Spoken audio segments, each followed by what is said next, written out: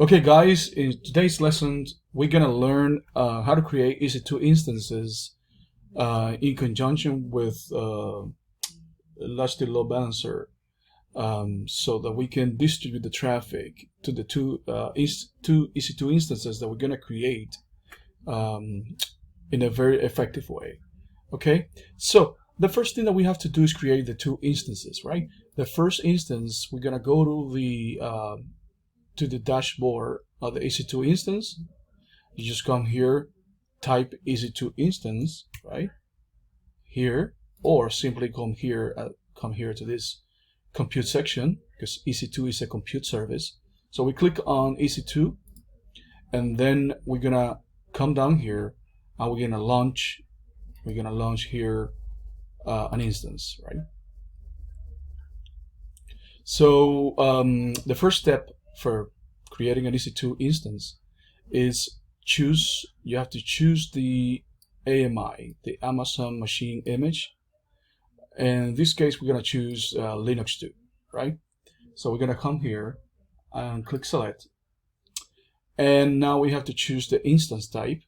But in this case, as we're using a free tier account, so we're going to use the one that comes with it. EC2 Micro is free tier eligible. So this one, you have 750 hours per month for this one, for 12 months.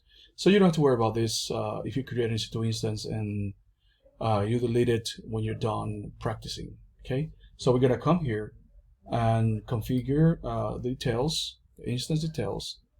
Okay, we leave everything as is, and we're gonna come down here, scroll down here, and we're gonna write some bash scripting here.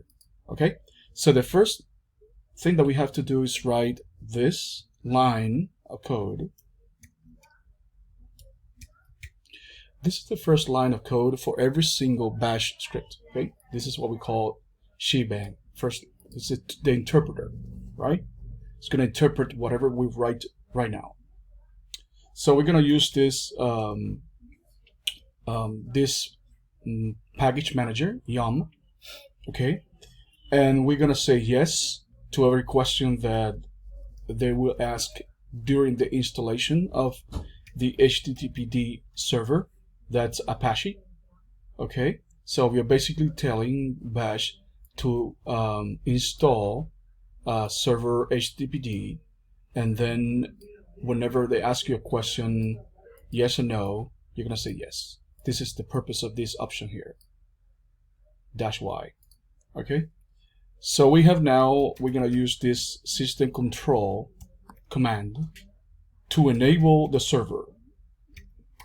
Okay, so you're gonna tell bash the server enable HTTPD Apache server. Okay, now we're gonna use the same CTL and we're gonna start the server. Okay, so we first enable it using this command, systemctl, system control, and then with this, using the same command, systemctl, we're gonna start this, HTTPD. Okay, we're going to start this Apache server. Okay, now we're gonna print some text. Okay, so we say echo, and then we can open a tag, an HTML tag. If you don't know how to write HTML code, you can watch some videos on YouTube or Udemy or any other courses where they teach you how to write HTML. But what you have to know for now is that HTML has an opening tag and a closing tag. Okay, so we're gonna close first H1, which is heading. Okay, and we're gonna close HTML tag, right? And then we're gonna close the quotation. So we open the quotation here and we close the quotation here. So we open the HTML tag, we close the HTML tag, and then we open the H1 tag and we close the H1 tag. And inside here, the H1 tag, we're gonna say hello from server 1. Okay, hello from server 1. Now, whatever we write here, if you know a little bit of Linux, we know that this guy here, what he does is redirect. It will create a file for me, and inside the file is gonna put this text, whatever is inside the quotation marks. Okay, so we're gonna send it to a var folder, and then inside the var folder, there's a folder named www, and inside that www folder, there's an HTML folder, and inside that HTML folder, we're gonna create a file named index.html. Index.html. Okay, so whenever you install this Apache server, right, it automatically creates in your EC2 instance, creates a folder named bar, and inside that folder there is one folder named www, and inside that www folder there's one HTML, and then we have this file that we just created now using this guy, right? We're creating this file inside these folders. Okay, so whatever we see here is going to be printed in the browser when we run the EC2 instance. Okay, so I'm going to copy this because I'm going to use it for the second instance. Okay, so we're going to go next, storage. There's nothing that we have to do here. Let's leave it the way it is. Now we're going to add the tags. Now we're going to name it, okay, web server 1. Okay, that's going to be our server 1. Now we're going to configure the EC2 group, and now we're going to create an EC2 group, and we're going to call it my instance security group. Okay, so we're going to copy this, and then we're going to paste it down here. Right? Now we're going to add the rule, because this way it is here right now, we cannot access this EC2 instance from the browser. So we have to add a rule, and in the rule we're going to choose HTTP, right? And that port 80, and that's going to allow IPv4 and IPv6 IP addresses. Okay, so let's put here this security group allows internet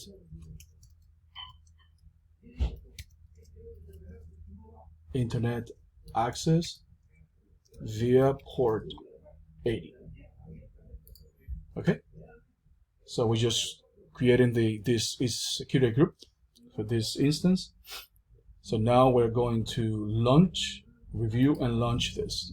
So everything looks great here.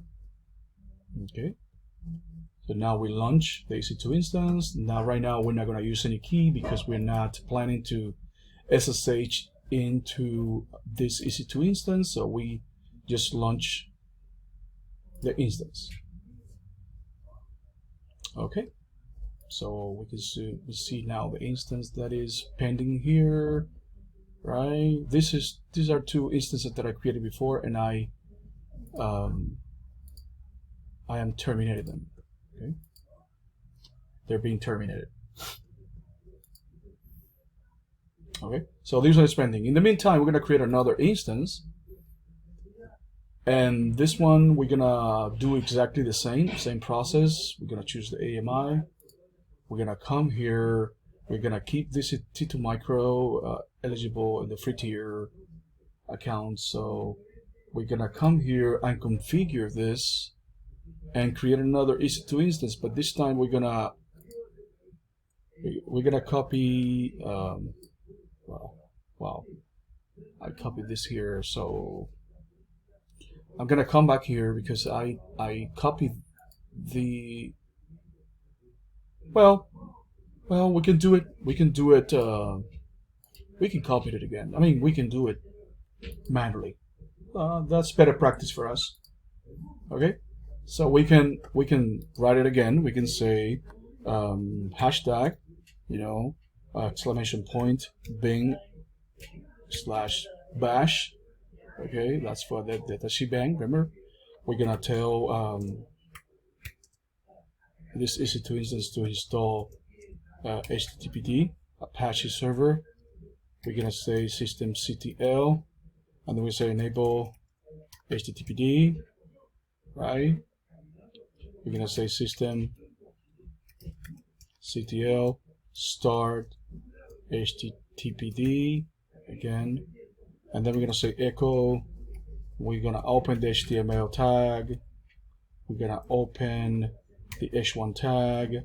We're gonna close the h1 tag, and we're gonna, the first one that you open is the last one that you open, right? That's the way it is. So we're gonna close the HTML tag, and we're gonna close the quotation mark, and now we're gonna say hello from server 2. Okay, exactly the same as the other one, but instead of being server 1, it's server 2. We're gonna redirect, and at the same time we're creating a file in this EC2 instance to the var folder, and then the www folder, and then HTML folder, and then we're creating an indexed HTML file. All right, doing exactly the same. The only difference is that we added this number 2 here, is server 2. So let me check this. Echo HTML opening tag, closing tag, h1 opening tag, h1 closing tag, hello from HTML is being redirected to var www html index.html. Perfect. So we continue. Nothing we have to do with the storage key. Remember, we named the first one, we have to name the second one. Web server, well, we don't have to, it's just an option, but it's better to identify those servers here. Okay, so with server 2, security group, we're gonna choose, we already created one, so we're gonna create this, the one that we just created, my instance security group, right? And then we're gonna review and launch. No, everything is fine. We just launch it. We're not using any key because we're not SSH into the EC2 instance. So now we just created the web server 2. Okay, so we have the web server 1. This one is running here, right? The one running and the one terminated. This one was before. So we have this running. We can grab this IP address here, right? And then we can come here to the browser, and it says hello from server 1. Okay, now when we do this, the other one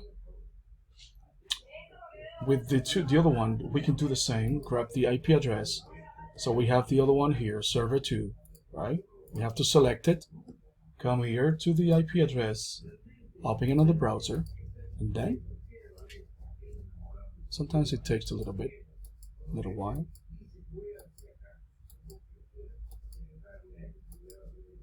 Hello from server 2. Okay, so hello from server 1, hello from server 2. Okay, so this is the Apache server in action, right? The Apache server in action is printing what we put in the HTML file. Right now, we have access to the EC2 instances through the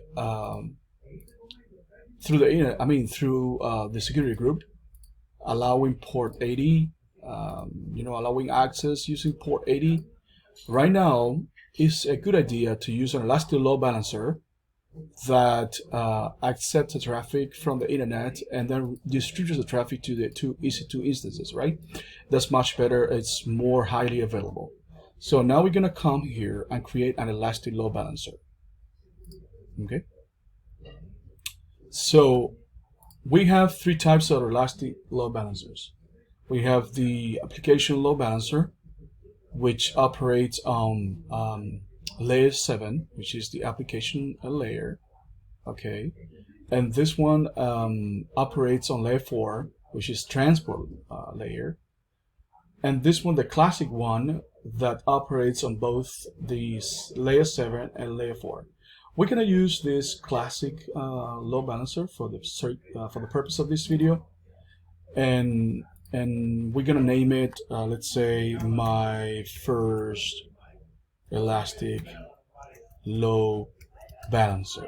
Okay, my elastic load balancer, and then we're gonna put it inside the default VPC. We don't want it to be an internal load balancer. We wanted to hear on port, listening on port 80. So this one is fine. Now we're gonna assign the security group. We're gonna create a security group, or we can simply use one that I already created. It's my security group for my elastic load balancer. Okay, so if you want guys, I can create one for you to understand this a little bit better. So I'm gonna say my ELB new security group. Okay, and then I'm gonna copy this. I'm gonna paste it here in the description and paste it here. Okay, so this is getting on port 80, right? This is getting opening here in port 80, right? So we can come here and configure the settings. We continue with the health check. It's gonna ping this path HTML. Okay, using using port 80 here, and then we're gonna add the EC2 instances. So we have two here, and we have web server 1, web server 2. So they're gonna be registered to this elastic load balancer. We're gonna set the tags. We don't need tags for this video. Right now, no tags for the elastic load balancer. We check everything here, and then we can create this elastic load balancer.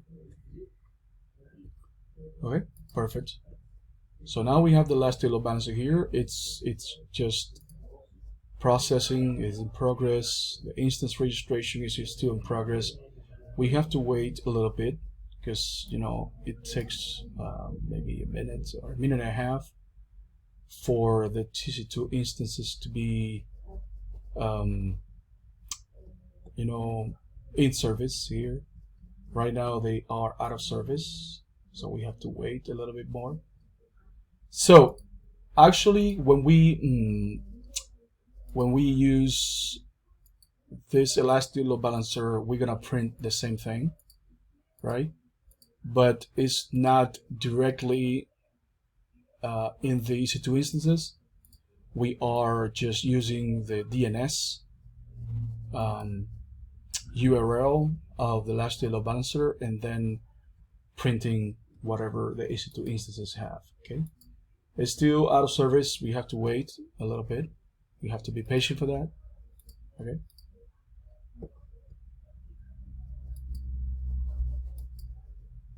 Okay, it takes a while.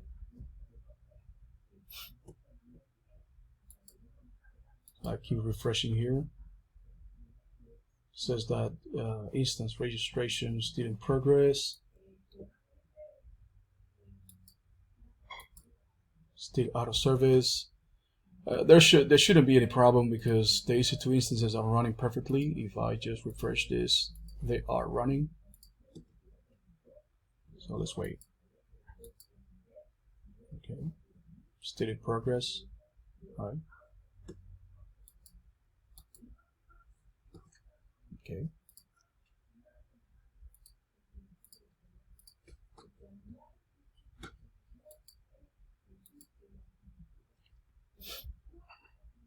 Let's wait a little bit more.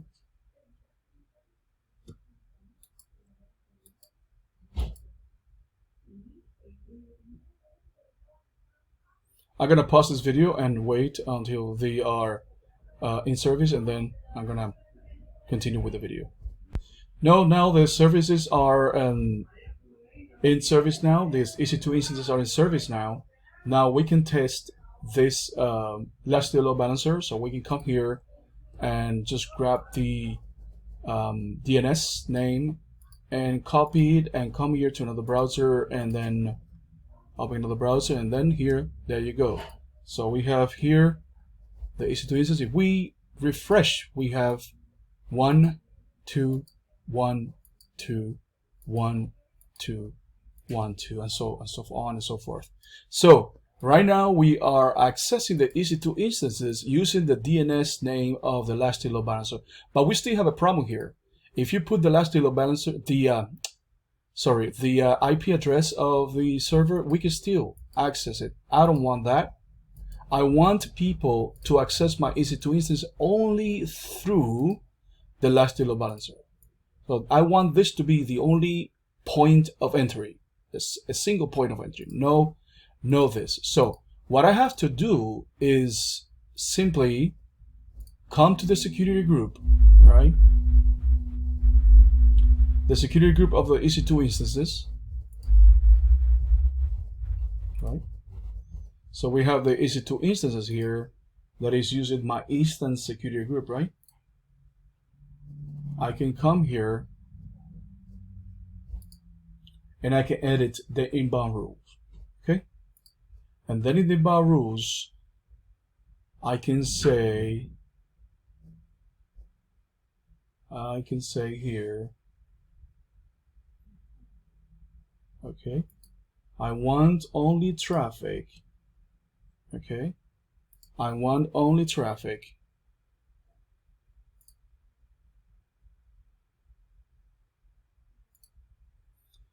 the traffic that I want only from the elastic load balancer. So I can say here elastic load balancer. So my elastic load balancer is the security group, right? So it means that it's going to allow traffic only from this elastic load balancer, okay? Nothing else, right? So I can save the rule, right? And now if I do this, you see, it hangs, stay there hanging. It doesn't show anything. You see, okay? It still shows this, but it's going to time out, right?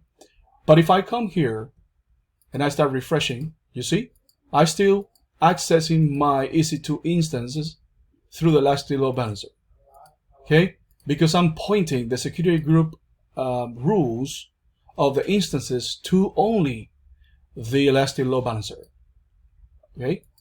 You see, only here, the elastic load balancer. In here, if I stop, it's still hanging, right? Now, if I close these two pages and I come here to the EC2 instance, and then here I grab the IP address of one of them and I open in the browser and I paste that IP address, it's gonna be hanging, okay? Before, it used to show the text real quick. Right now, it's gonna be hanging, just spinning, and at the end, it's gonna time out, okay? Because the security group of the EC2 instance doesn't allow traffic from anywhere except for the security group of the elastic load balancer. You see, this site cannot be reached, okay? But if we continue with the elastic load balancer, you see, it still is accessing. We can access the EC2 instances, but through a single point of entry only, which is the elastic load balancer. Okay, guys, this is it.